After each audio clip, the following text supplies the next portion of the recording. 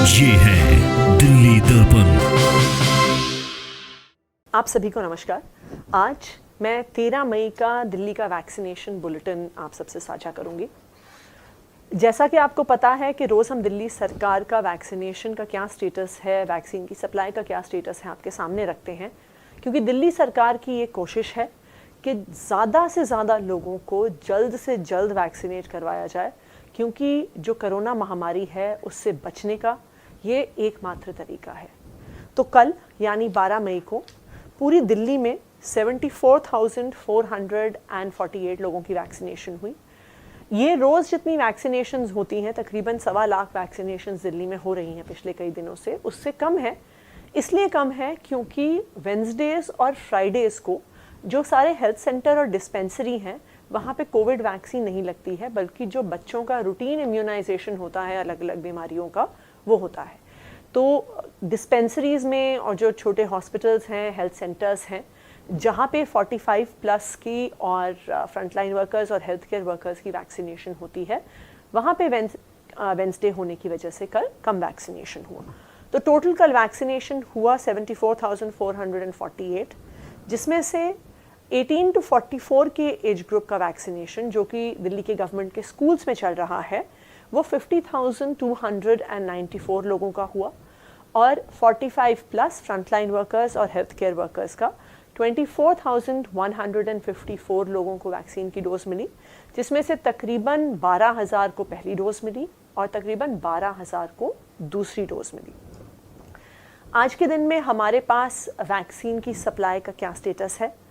अभी तक 45 प्लस और frontline workers, health care workers के लिए हमें टोटल 43,20,490 डोजेस मिली हैं, जिसमें से अभी तक 40,29,800 इस्तेमाल हो चुकी हैं। दैट मीन्स आज सुबह यानी 13 तारीख की सुबह तक हमारे पास इस ब्रैकेट के लिए, 45 प्लस वाले ब्रैकेट के लिए 2,90,690 यानी 2,90,690 डोजेस अवेलेबल हैं। इसका मतलब क्या हुआ? इसका मतलब ये हुआ कि हमारे पास health care workers, frontline workers और 45 प्लस का जो सेगमेंट है उसमें तकरीबन 3 दिन की वैक्सीनेशन की डोजेस अवेलेबल हैं।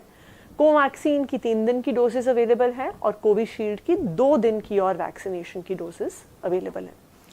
जहाँ तक कि 18 to 44 की एज ग्रुप की हम बात कर रहे हैं, अभी तक टोटल सप्लाई जो वैक्सीनेशन का कोवैक्सीन और कोविशील्ड मिला के जो हमें मिला है वो है 8,17,690, और अभी तक 4,27,280 यूज़ हो चुका है, और रिमेनिंग हमारा स्टॉक है 3,90,410 का, जो बेसिकली कोविशील्ड का ही स्टॉक है, क्योंकि कोवैक्सीन ख़त्म हो गई है। कुछ सेंटर्स में may be few thousand doses कुछ सेंटर्स में अवेलेबल हैं, पर तकरीबन अब कोवैक्सीन हर सेंटर पे ख़त्म हो गई है। कोवैक्सीन के सेंटर्स जहाँ पे थे, जिन स्कूलों में चल रहे थे, वहाँ पे जो जो अलग अलग साइट्स थी, उनको भी अब टेम्पररी तौर पे उन सबको बंद कर दिया गया है, क्योंकि कोवैक्सीन का कोई भी स्टॉक अवेलेबल नहीं है।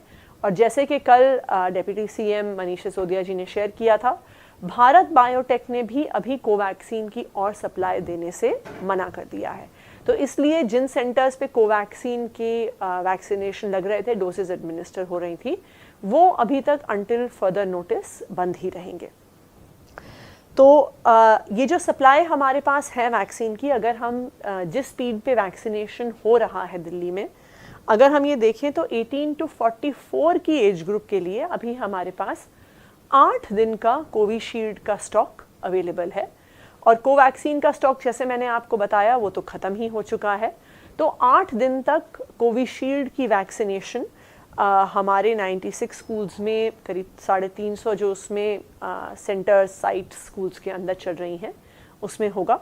कोवैक्सीन की सारी साइट्स बंद हो चुकी हैं।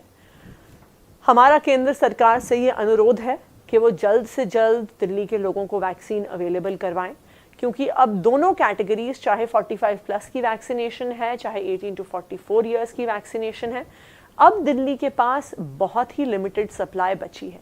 और ये इसलिए भी चिंता का मुद्दा है क्योंकि अगर 45 प्लस की वैक्सीनेशन का और सप्लाई जल्द से जल्द नहीं आता है तो बहुत सारे ऐसे लोग हैं जिनको वैक्सीन की फर्स्ट डोज मिल चुकी है और उन्हें अब जल्द ही वैक्सीन की दूसरी डोज लेनी होगी, और अगर दूसरी डोज सही समय पर नहीं मिली तो पहली डोज का भी कोई फ़ायदा नहीं होगा।